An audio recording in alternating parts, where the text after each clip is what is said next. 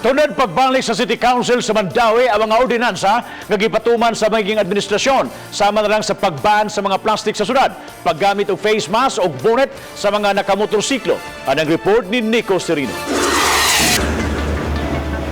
Usa sa lihukon sa bag-ong Mandawi City Council ang pag-review sa mga existing ordinances sa syudad.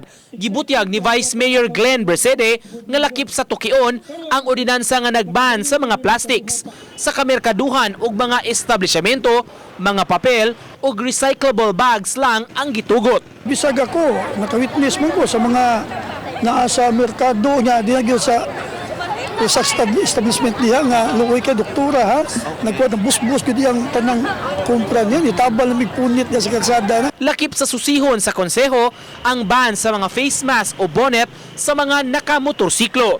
Una nang gipadayag ni Mayor Jonas Cortez nga dili siya uyon niini.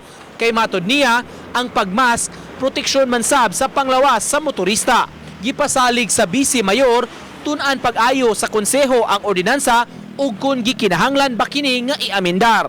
Ang budget sa review ng daghan kayong mga commuter mga nabal-habal drivers siguro nga reklamo sila. Paminaw na to sa ikuan nila, maminaw man tao sa ilang kani basta kayuhan sa kadaghanan tanaw na to. Sa pagpakisayod sa balitang bisdak, pipila sa mga motorcycle riders nang hinaot nga katugtan ra pagbalik ang paggamit og mask isip proteksyon. Kay abog man kay dili man tanan nga kuan sad. Ang pait ba kay mo kay motor ba mo. Mas maayo gid sa nay mask depender na sa uban nga.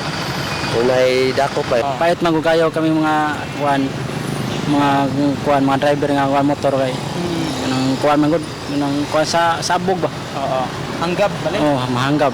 Samtang gipadayag sa Vice Mayor, gihanay na ang mga committee chairmanships sa konseho sa Dakbayan. Gitakda na sab ang inaugural session nga paghimuon sa council. Uban ni Godfrey Relien, Nico Sereno, Balitang Bisdak.